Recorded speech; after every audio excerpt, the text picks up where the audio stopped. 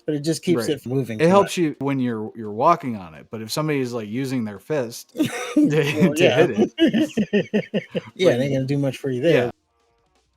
Now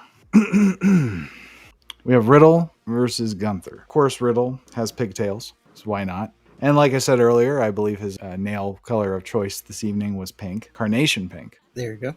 After Kaiser does his introductions, him and Vinci, they go to the back, which that was a good sign. I like that. So then the match starts, and it was awesome. It was a Gunther match. Riddle did his kicks the way Gunther did his chops. So it's kind of interesting to see, and he's an MMA fighter, so it's interesting to see that a wrestler versus whatever the fuck Matt Riddle is supposed to be.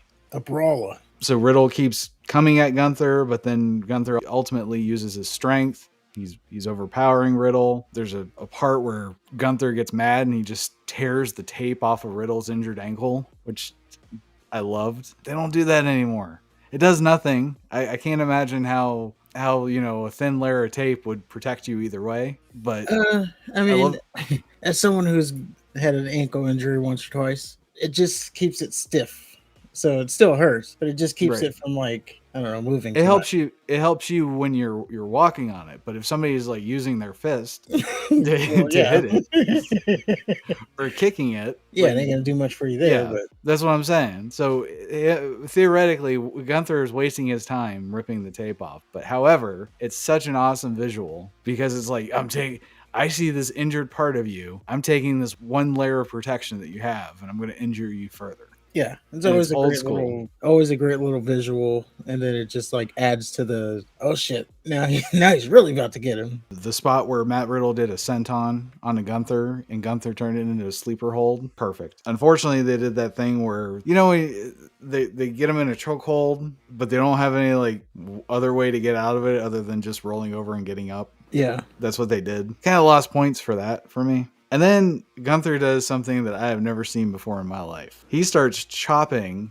Matt Riddle's injured ankle. Brilliant. And then he gets him in, I don't even know what do you know what the hold's called? I believe it was a heel hook. Okay. Is what they would be calling it. He gets him in a heel hook, and he actually gets Riddle to tap out immediately. And one, thank God that I think this feud is over. In fact, I know this feud is over. Two, Gunther's back to his traditional ways of not needing his henchmen to beat these peons that he has to share the ring with. And three, it was a fucking great match. What can you say? I hate Matt Riddle, but the motherfucker, he can sell, and I like his little suplexes. Just unfortunately, he talks and he has pigtails. And painted nails. But yeah, he can go. Like, serious Matt Riddle is a beautiful thing. Mm-hmm.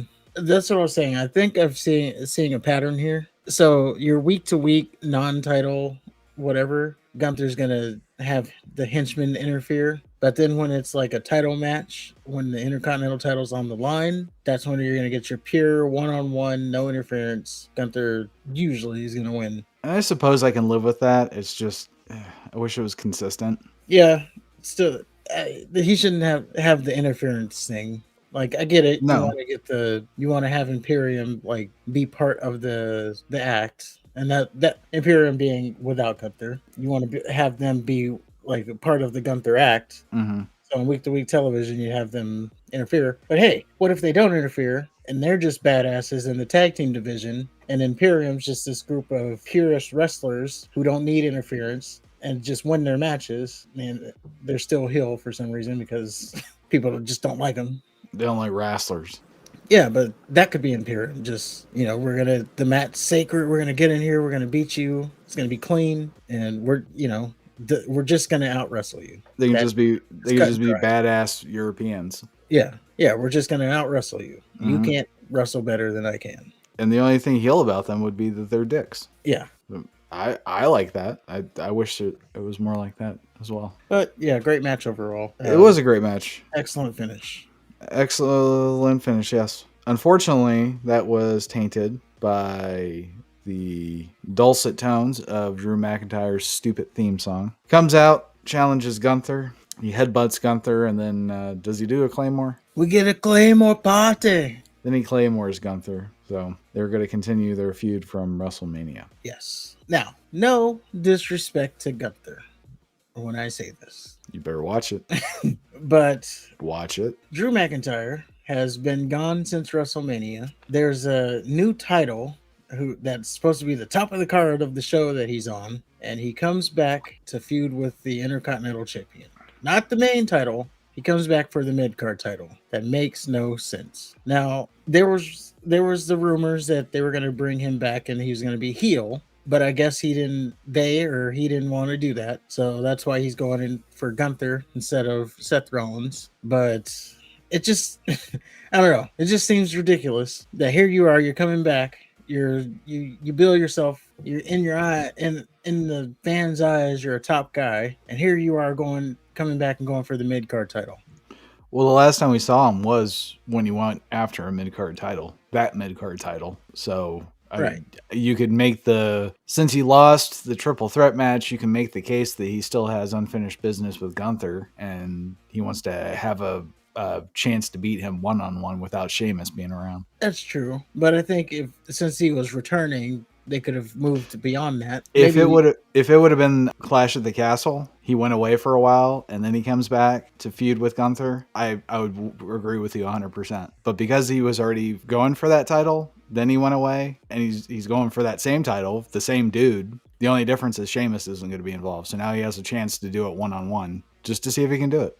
Okay. I just thought it was a little ridiculous, but I see what you're saying. I can see your side too. You're not wrong. It's just I think he's continuing where he left off, which is my problem with it. It's already been done. Yeah. So it looks like that's where we're going at SummerSlam. So yeah.